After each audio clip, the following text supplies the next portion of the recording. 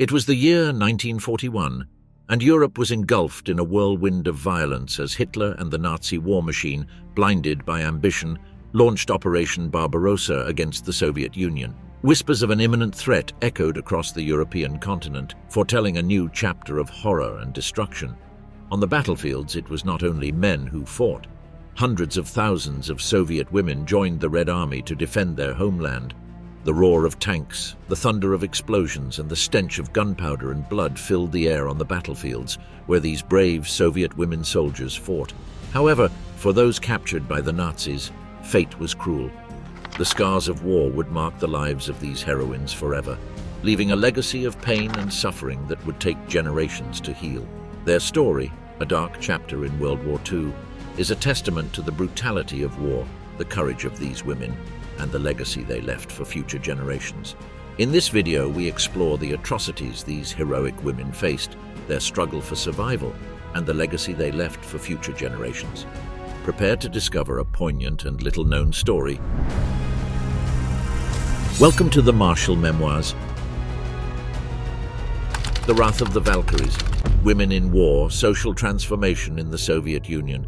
When the steppes trembled under the steel boots of the Nazis and the sky darkened with the claws of the imperial eagle, the Soviet Union was engulfed in a whirlwind of fire and fury.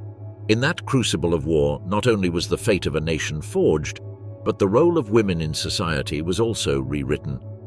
Before the roar of battle deafened the land, Soviet women were confined to the home, weaving the domestic tapestry between the cradle and the hearth. Their world was one of care and nurturing, a quiet refuge amidst the vastness of the Soviet landscape. But when the Nazi horde crossed the borders, breaking the peace with brute force, a new war cry resonated in women's souls. The Nazi invasion of the Soviet Union in 1941 marked a turning point that drastically altered the social landscape of the country. The war created an urgent need for labor in all sectors of society. Millions of Soviet men were drafted into the army, leaving vacancies in factories, farms, and other essential sectors of the economy. The Soviet government, cornered by the invasion, issued a desperate call to its sons and daughters. It was a cry that transcended the confines of gender, a call to defend the homeland tooth and nail. And women, with hearts burning with patriotism, responded in unison to the shortage of male labor. This call was not only an act of survival, but also a bold move to challenge pre-established social norms and open new opportunities for women in society. Soviet women responded to the government's call with admirable enthusiasm and determination. They bravely and responsibly took on roles previously considered exclusive to men, occupying positions in industry, agriculture, and, for the first time in Soviet history, on the front lines of battle. The active participation of women in combat was not only a crucial contribution to the country's defense, but also a challenge to traditional social norms. Women demonstrated their capability, courage, and commitment to the cause, breaking down gender barriers and earning the respect and recognition of society. The Soviet women soldiers, the Valkyries of the Great Patriotic War, left an indelible legacy in history. Their bravery, sacrifice, and contribution to victory inspired generations of women worldwide to fight for equality and justice. The Steel Heroines. What motivated these women to leave their lives behind and join the front lines? The reasons that led Soviet women to join the fight during World War II were diverse and complex, reflecting the various realities and aspirations of women in that historical context. In the streets of besieged Leningrad, Soviet women soldiers not only fought on the front lines, but also played essential roles in civilian life. They worked as engineers, tram drivers, farmers, and teachers, keeping the city running despite the constant privations and bombings. Their bravery and determination not only inspired their comrades in arms, but also demonstrated women's ability to overcome the toughest challenges in times of war. A fundamental factor was the deep patriotism many women felt towards their country. The Nazi invasion of the Soviet Union in 1941 represented a direct threat to their homeland, families, and way of life. Faced with this imminent danger, many women felt compelled to take up arms and defend their country with courage and determination. For other women, the primary motivation was the protection of their families and loved ones. The war had left many homes without men who had been drafted to the front lines. Women, assuming a protective role, joined the army to ensure the survival and well-being of their children, parents, and siblings. Beyond national defense, some women saw the war as an opportunity to escape the oppression and gender inequality that prevailed in Soviet society at the time. The call to arms represented for them the chance to break free from traditional roles assigned to women and to demonstrate their ability to excel in areas considered exclusive to men. A common sentiment among Soviet women soldiers was the profound sense of duty and the desire to contribute to their country's victory. The war was a just cause, a fight for freedom and survival, and they were willing to put all their effort into achieving triumph. With great determination, Soviet women soldiers underwent arduous and rigorous training, similar to that received by men. They learned to handle weapons, combat tactics, battlefield survival, and first aid. Their ability to learn and adapt was remarkable, demonstrating great physical and mental strength to face the harsh conditions of the front. Soviet women soldiers did not limit themselves to a single type of function within the Red Army. Their presence extended to various areas, including infantry, artillery, medical units, aviation, and even special forces. Their versatility and adaptability allowed them to perform crucial roles on the Eastern Front. Beyond duty, the incredible feats of Soviet women soldiers. Soviet women soldiers not only fought on the front lines but also played a wide range of essential roles in the war effort. As snipers, they demonstrated exceptional marksmanship, eliminating enemy officers and instilling fear among Nazi troops. With their bravery and determination, machine gunners defended key positions and repelled enemy attacks.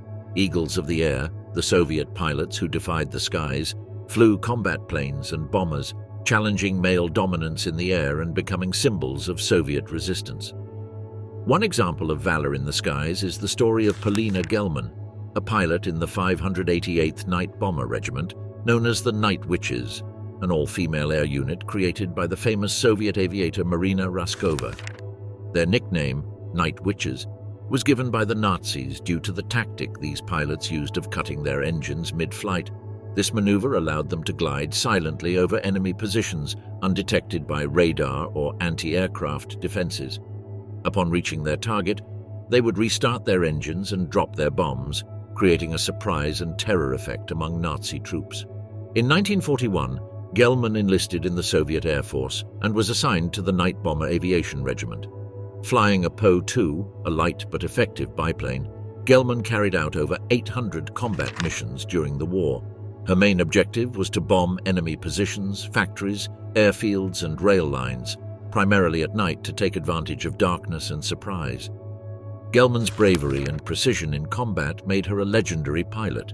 During the war, she destroyed numerous enemy targets and received numerous decorations, including the Order of the Red Banner, the Order of the Patriotic War, and the Gold Star, the highest Soviet military distinction.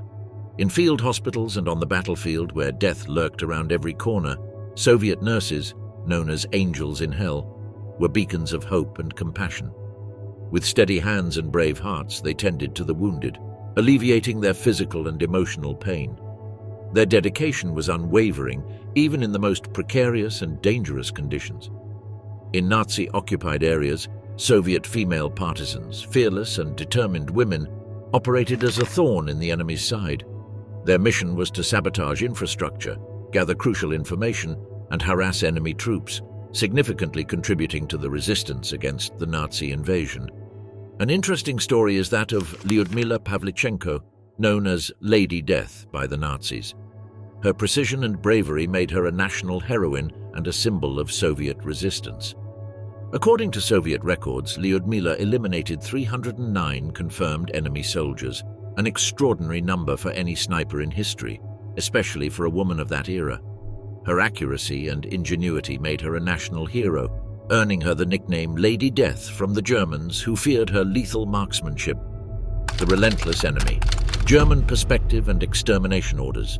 The presence of women soldiers in the Soviet army during World War II represented a direct challenge to Nazi ideology, which was deeply rooted in racial supremacy and misogyny. For the Nazis, women were considered inferior beings, destined for reproduction and domestic care, incapable of participating in the masculine tasks of war. In contrast, the Soviet Union promoted gender equality and women's empowerment from its inception.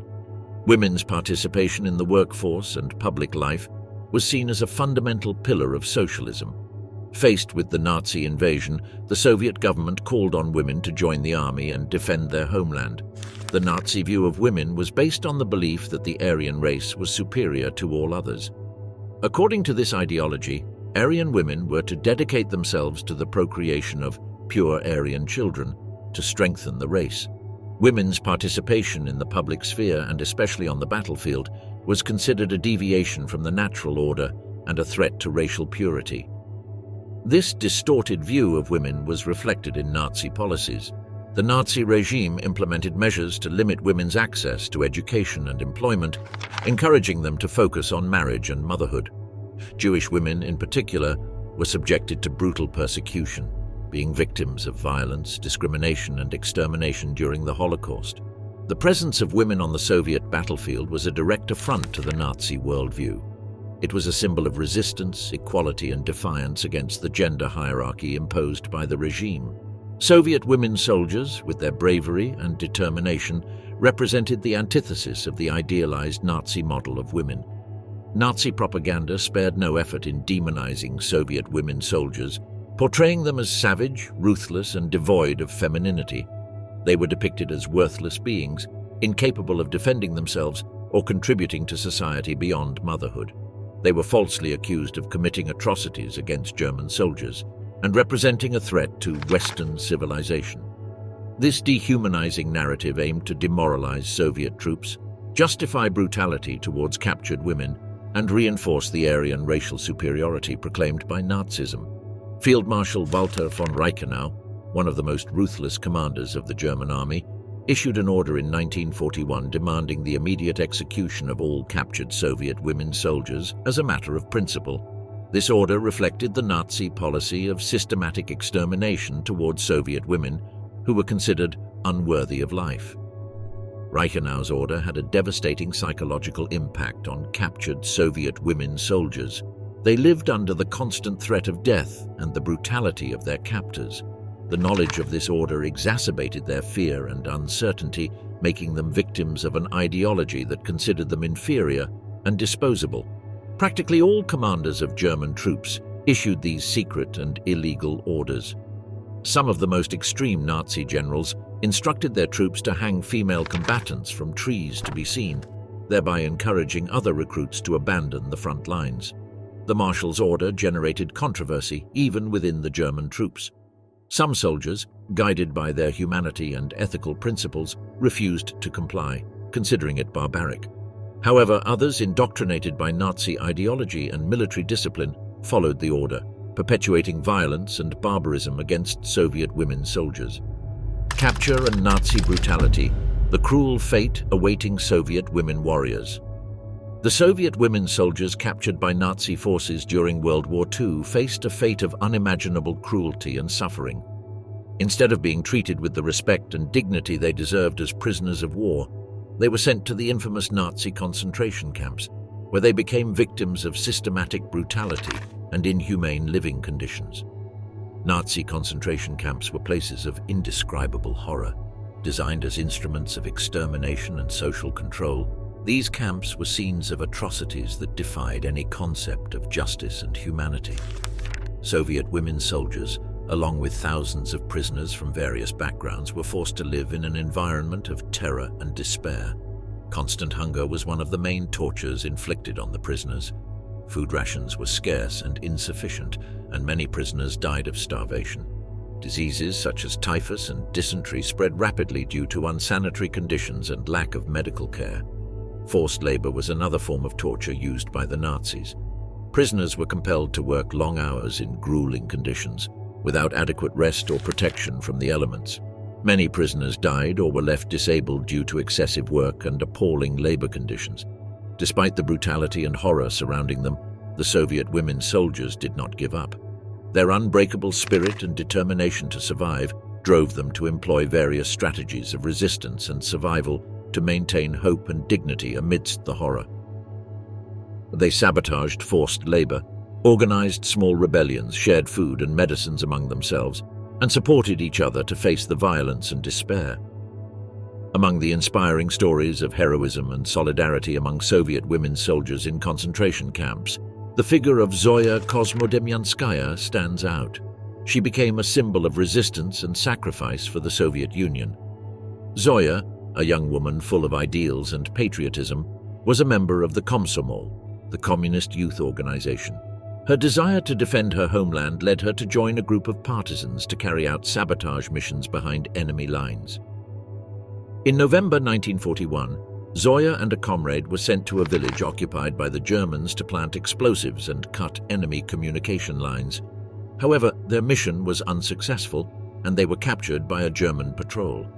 Subjected to brutal interrogations and torture by the Gestapo, Zoya refused to reveal information about her comrades or their plans. Despite the pain and pressure, Zoya maintained a defiant and heroic attitude, inspiring other prisoners with her courage and determination. On November 21, 1941, Zoya was sentenced to death by hanging. Despite her short life, Zoya Kosmodemyanskaya became a symbol of Soviet resistance against the Nazi invasion. In 1942, she was posthumously awarded the title of Hero of the Soviet Union, the country's highest military distinction. Withered flowers, the psychological impact of captivity on Soviet female soldiers. Amidst the turmoil of World War II, Soviet female soldiers stood as heroines, defending their homeland with bravery and determination. They faced the enemy with tenacity, defying the expectations of a patriarchal society that relegated them to domestic roles. However, fate had a cruel chapter in store for them: capture by the enemy.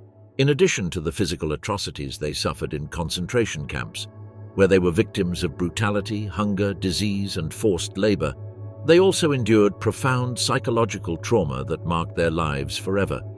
The invisible scars of war were etched into their souls, affecting their mental health and ability to reintegrate into society. The trauma of capture and the experiences in concentration camps manifested in various ways among Soviet female soldiers.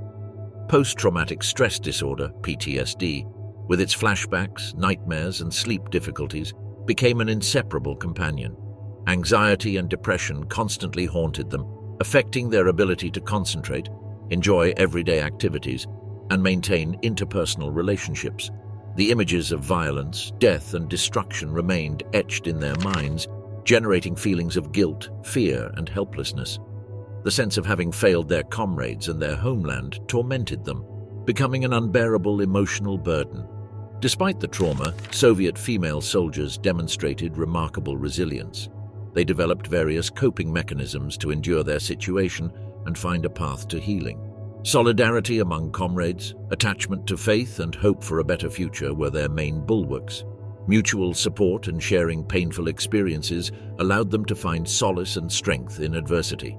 The soldiers formed bonds of sisterhood that helped them cope with the trauma and keep hope alive. For many soldiers, religious faith provided a sense of peace and hope amidst the chaos. The belief in a higher power allowed them to find comfort and strength during the most difficult times. The belief that the war would end and they could return home motivated them to persevere. The hope for a better future gave them the strength to face the present and fight for their survival. Ravensbrück. Blood flowers in the frozen earth. In the icy land of Germany, amidst snow-covered forests and somber fields, stood a symbol of horror and disgrace: the Ravensbrück concentration camp, a place where cruelty and barbarism reigned mercilessly, where the lives of thousands of women withered like flowers severed from their roots. In 1939, by the order of Heinrich Himmler, the head of the SS, Ravensbrück was erected. Unlike other concentration camps, this one was specifically designed and built for women. Its initial purpose was to house political prisoners, Jews, Roma, and lesbians, deemed enemies of the Reich. However, over time, the camp became a center of systematic extermination, where women were subjected to inhumane conditions and all sorts of abuses. Life in Ravensbrück was a constant nightmare. The prisoners lived crowded in unsanitary barracks, where hunger, diseases, and cold were their main adversaries. They were forced to perform exhausting forced labor, often in extreme weather conditions, and were subjected to constant humiliations, torture, and executions. Sexual abuse was a common practice in Ravensbrück. Prisoners were raped by guards, used as objects of pleasure, and subjected to forced medical experiments that exploited their bodies. These atrocities left a deep wound on the victims, marking their lives forever. At the helm of the Ravensbrück camp was a group of ruthless women, led by Dorothea Binz, camp commandant from 1942 to 1945. These women, known for their cruelty and sadism, implemented a reign of terror that turned the prisoners' lives into a hell. Irma Gräse, dubbed the Beast of Ravensbrück, was a young guard known for her brutality and pleasure in inflicting pain on the prisoners. Johanna Lange, another sadistic guard, was responsible for conducting inhumane medical experiments on women for eugenic and armament purposes. Soviet women constituted a significant group among the prisoners of Ravensbrück. It is estimated that between 1941 and 1945, around 120,000 Soviet women were sent to the camp. These women, captured during World War II, were subjected to the same atrocities as other prisoners, but also faced additional discrimination due to their nationality and resistance to the Nazi regime. Dawn amid ruins, the liberation of captured Soviet soldiers. As Allied forces advanced through war-ravaged Europe in 1945, the liberation of Nazi concentration camps became a mission of crucial importance. Opening the gates of these earthly hells, Allied soldiers encountered scenes they would never forget. Thousands of skeletal, sick and near-death prisoners, victims of the brutality and barbarism of the Nazi regime. Among them were Soviet soldiers, women who had fought with bravery and honor, only to be captured and subjected to unimaginable atrocities. Nazi concentration camps were places designed to inflict maximum suffering and exterminate those deemed undesirable by the regime. Living conditions were inhuman.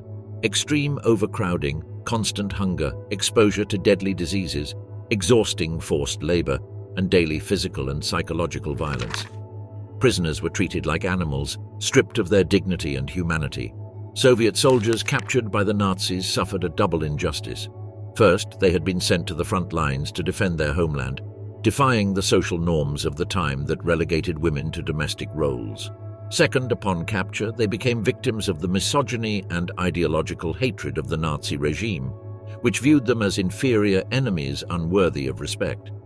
Despite the atrocities they endured, Soviet female soldiers showed extraordinary bravery and resilience. They supported each other, shared what little they had, and never lost hope for a better tomorrow. Their fighting spirit and refusal to succumb to Nazi brutality are a testament to their strength and resilience. The arrival of Allied forces at the concentration camps represented a ray of hope for Soviet female soldiers. Upon being liberated, they could finally escape the horror and begin the long journey towards physical and psychological recovery. However, the scars of war would remain etched in their souls forever. Returning home, Soviet female soldiers found a world transformed by war. Many of their families had fallen victim to the conflict or had been relocated during the evacuation. Soviet society, still reeling from the horrors of war, did not always understand or appreciate the experiences of these women who had bravely fought and sacrificed. War and captivity left indelible scars on the lives of Soviet female soldiers. Many of them suffered from post-traumatic stress, depression, anxiety, and physical problems as a result of the atrocities they experienced. Despite these difficulties, these women demonstrated great resilience and strength to move forward with their lives. Beyond the battlefield, the legacy of Soviet female soldiers. After the horror and brutality of Nazi concentration camps, the surviving Soviet female soldiers returned to a homeland devastated by war. Their bravery and sacrifice on the battlefield had made them heroes, but their path to reintegrating into civilian society would not be easy. Upon returning home, Soviet female soldiers found a reality vastly different from the one they had left behind. Ruined cities, scarcity of resources, and profound psychological trauma were just some of the challenges they faced. Despite their heroism, some of these women faced the stigma of having been war prisoners. The Soviet society of the time still held conservative ideas about women's roles, and some viewed them as weak or even collaborators of the enemy. Finding employment that would allow them to support their families and rebuild their lives was also a difficult task. Their battlefield experience was not valued in the job market, and many were forced to accept low-paying jobs or jobs that did not match their skills. The psychological aftermath of war also complicates personal relationships. Many soldiers suffered from post-traumatic stress disorder, PTSD, anxiety, and depression, affecting their ability to form and maintain healthy relationships. Despite the difficulties, many Soviet female soldiers also received the recognition they deserved for their bravery and sacrifice. They were awarded medals and honors, and some even became public figures and role models for the younger generations. The experiences of Soviet female soldiers in the war also contributed to the transformation of Soviet society. They challenged traditional gender roles and promoted equality between men and women. Their strength and resilience inspired other women to fight for their rights and to participate in building a better future for their country. Echoes of war: the quest for justice for Soviet female soldiers. However, the story does not end with the liberation of the concentration camps. The shadow of the horror and devastation of war still loomed, leaving behind an irreparable void and a deep thirst for justice. It was necessary to give voice to those who had been silenced, to honor the memory of the fallen, and to set a precedent that would deter future acts of barbarism. The world faced the titanic task of rebuilding what had been destroyed and of bringing to justice those responsible for these atrocities. Thus began a long and complex process of investigation and prosecution. The Allies, under the auspices of the Nuremberg Tribunal, embarked on the titanic task of gathering evidence, identifying the guilty and judging them for their crimes. It was not an easy task.